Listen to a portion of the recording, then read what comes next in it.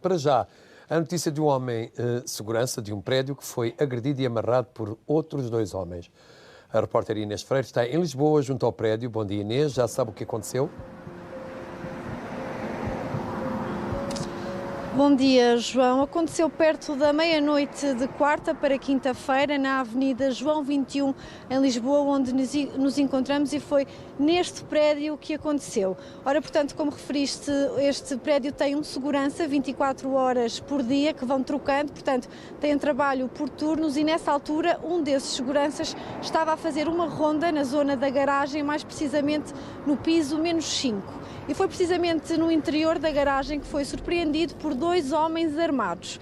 Ameaçaram o segurança e trouxeram-no até ao piso principal, portanto até à entrada do prédio, e levaram-no para uma zona de casas de banho junto à casa da porteira.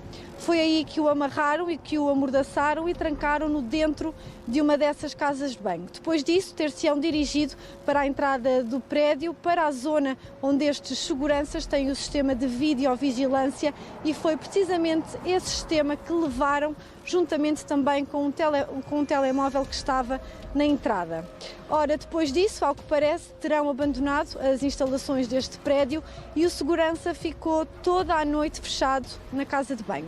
Foi encontrado apenas na manhã seguinte pela empregada de limpeza do prédio e também por outro segurança que vinha substituí-lo.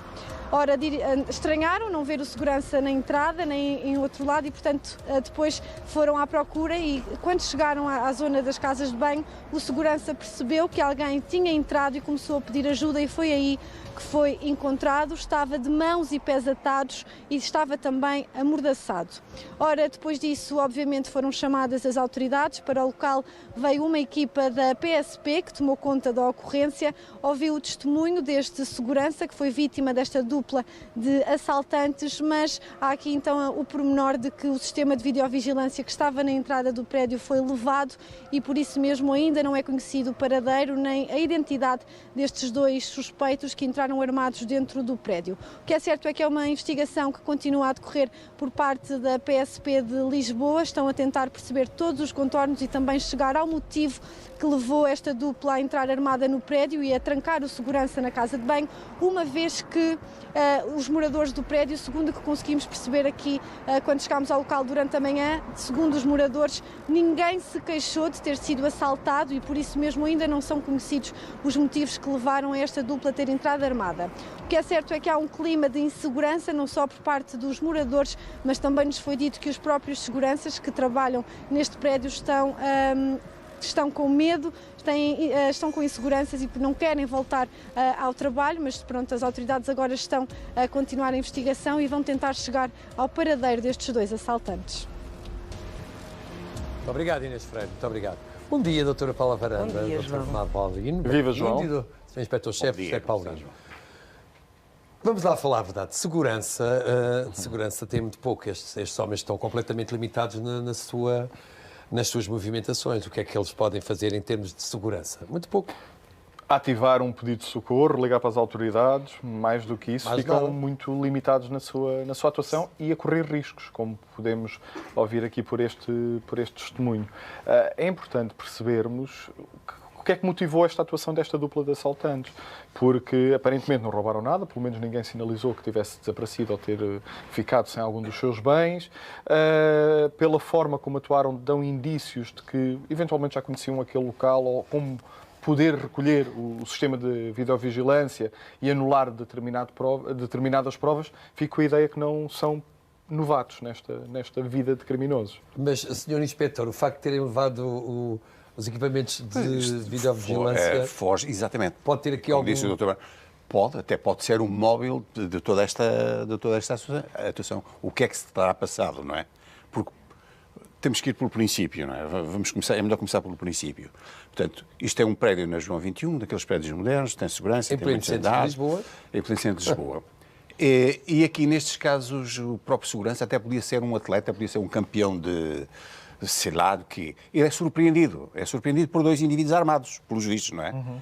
E o indivíduo que é surpreendido está sozinho, não é? As hipóteses de resolver essa situação são dificílimas. De modo que o segurança foi dominado. e cometeu aqui um crime.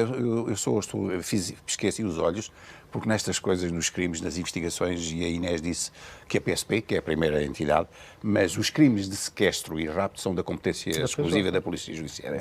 Portanto, penso que a nossa UNCT, a nossa, pronto, da Casa para Vista Capital, ainda digo nossa, já estou reformado, mas que a Unidade Nacional contra o Terrorismo, e evidentemente com a PSP, e a PSP foi a primeira entidade, mas eu penso que este crime cai no âmbito da explosiva competência. Com armas de fogo e tudo. Armas de fogo, arma e o próprio sequestro e rapto.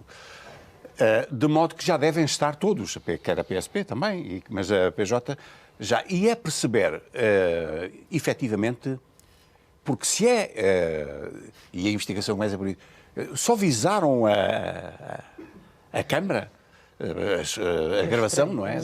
O que é que será passado? E, portanto, a investigação aí vai tentar entrar por aí, ou seja, explorar todas as hipóteses que permitam determinar o móvel. Porque para se chegar à autoria do crime, normalmente ajuda muito, ajuda quase 100%, é perceber a motivação, o móvel do crime. E de facto isto está assim um bocado. Entraram, depois não houve... nenhum apartamento foi assaltado. Ou viatura? A viatura, eu não percebi se era a viatura que eles entraram com a viatura. Sim. Se entraram com uma viatura na garagem, nós não sabemos. Portanto, a polícia vai fazer o seu trabalho com muita cuidado. Estamos a falar de um crime grave. Estamos a falar, em princípio, só linearmente, uma vez. Há um furto, mas o furto, pronto, é irrelevante, é instrumental. Agora, há aqui um crime de sequestro. E o crime de sequestro tem 2 patamares. Tem um que é até 3 anos e depois tem o outro que vai, as duas, que é o de 2 a 10 anos. E muito provavelmente já se enquadra aqui, porque eles amarraram o de segurança, poderá até correr risco de vida e tudo, porque foi lá metido, amordaçado e não sei o quê. Portanto, é gente que está habituada a este tipo de ações, não é? Tem mais de 7 horas. Tem mais de 7 horas, portanto, tem uma moldura penal de 2 a 10 anos. Não roubo mais tempo para meus colegas. Estes homens, estes seguranças vigilantes, não têm arma. Não. Mas isto é estranho, este crime, João, é estranho. Quer dizer, entrar, não há dúvida que aquilo que o inspetor disse é um facto. Eles estão aqui, prática de 2 crimes, que é o roubo e o sequestro. Isto aqui estão preenchidos os 2. Agora, entraram, pelo que nós sabemos, pelas garagens. E assim, de repente, e só levam as câmaras de vigilância.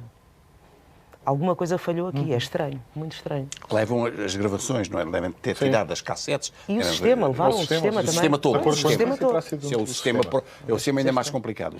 Ou não tiveram tempo, ou não tiveram tempo de levar mais. Agora pode ser importante é ver se nos prédios à volta, ou ali algum estabelecimento comercial, tem alguma imagem de quem passa na zona, e eventualmente os prédios identificar. O próprio segurança, como foi testemunha, provavelmente, não sei se terá visto o carro, portanto, vai prestar um depoimento para caracterizar e descrever os indivíduos. A configuração destes 2 crimes, estamos a falar em que moldura penal? Em termos de... 10 mais 10, 20. 2 a 10. Mas eu penso aqui, caríssima doutora, eu penso que aqui, quer dizer, em termos depois da qualificação dos crimes, há um que está preenchido perfeitamente, quanto na minha perspectiva, que é o crime de sequestro, não é? Sim. Quanto ao outro, podemos ir para o furto, não só o roubo, porque se lhe tirassem, quer dizer... Não, porque houve violência. Mas houve violência para ele. Agora, mas conectar... Exato, eu tenho algumas... Isto depois elaborado, e os próprios advogados depois... Porque aqui para este segundo crime do furto ou roubo em relação às câmaras. Porque não há dúvida, por exemplo, se o indivíduo, se eles tivessem tirado a ele, nem que fosse uma chave, era o roubo, porque era, portanto, uma violência focalizada no indivíduo. Mas neutralizaram o indivíduo, foram votar. Pode muito bem ser roubo. Mas eu tenho algumas, é só para o meu ponto de vista, mas concordo plenamente. Quer dizer, portanto, aqui 2, pode ser o roubo, ou pode ser um furto, não é? Imagina na hipótese de não haver lá ninguém e eles entrarem e tirarem o sistema de vigilância. Aí sim tínhamos o furto qualificado. Porquê? Porque não houve, digamos, o atentado contra a integridade física de ninguém. E aqui houve o atentado contra a integridade física deste vigilante. Isto é complexo, porque são dois momentos diferentes. Sim. Ou seja, nós sabemos o que é que vai naquelas cabeças, depois aquilo tem que ser tudo investigado e investigado. Porque, evidentemente, se o homem está lá sentado, não é? E eles chegam e fazem, até podem não lhe fazer muito mal. É um roubo, porque naquele momento concreto está logo. Na outra situação, pode muito bem, mas já é mais difícil depois enquadrar. Mas, de qualquer das maneiras, eles têm aqui... penas pesadas. Penas pesadas. É o furto depois, pode ser agravado por isto e por aquilo, ou o roubo. Se forem capturados. Vai para o concurso, não é? Portanto, é a soma dos dois. E faz sentido aqui perceber se esta dupla não pode estar ligada a outros movimentos ali na zona criminais, sim, não é? Normalmente outros roubos, outros furtos ali na zona. Sim, não são propriamente... Eles estudaram o local, isso é indiscutível. A saber, para atrevimento, é entrar com um carro numa... Isto é como os bandidos quando na rua e são perseguidos pela polícia, mas não conhecem muito bem a zona. Então o que é que acontece às vezes? Enfiam-se num beco sem saída, numa rua que não tem saída e ficam bloqueados, porque não conhecem aquela zona. E ninguém arrisca entrar assim num prédio sem conhecer, porque é uma armadilha, vais lá entrar e podes lá ficar. É como o rato que vai ao queijo e bumba. E eles têm esse conhecimento. E aí o próprio relato da vítima vai ajudar, não é? Sim. Se eles davam instruções concretas ou se iam perguntando pelo local para tentar... Sabe que o testemunho... eu não quero avançar aqui, porque isto às vezes... Mas não revelo segredos. Mas o testemunho pessoal, às vezes, que é muito importante. E às vezes consegue-se fazer. Eu só por dizer... Eu tive uma vez um caso de um assalto também, portanto, até a segurança de dinheiro, e houve um testemunho de um determinado indivíduo, porque sinal era, por uma particularidade, porque ele interessava-se por uma determinada coisa. Os assaltantes usaram uma moto. E o testemunho, houve um testemunho que viu, quer dizer, a moto. E como era uma pessoa que gostava... Interessada no tema, quando eu falei, nós falámos com ele, bem, ele fez uma descrição da moto que era uma coisa impressionante. Era quase... Era até de teus parafusos. Portanto, isto é para dizer que o testemunho é muito fundamental. E agora, o segurança tem... Também tive uma vez um caso com um homicídio, na Margem Sul, em que foi também um segurança, foi vítima de assalto. O senhor apanhou, quer dizer, um susto, uma coisa... E não o mataram por... E quando ele fez, foi um dos melhores... Foi talvez o melhor testemunho que me foi feito, que eu presenciei. Ele descreveu as armas, a arma perfeitamente, descreveu as falas, descreveu tudo. Portanto, há pessoas que têm essa capacidade. Portanto, o testemunho é sempre considerado. Mas só para terminar este tema, Dr. Mauro Paulino, isto não deixa de ser, e já que falámos em atentado, não deixa de ser um atentado à paz psicológica, não só das pessoas que vivem ali, mas de toda a zona, porque isto aconteceu no centro de Lisboa. Bom, isto vai se alastrar.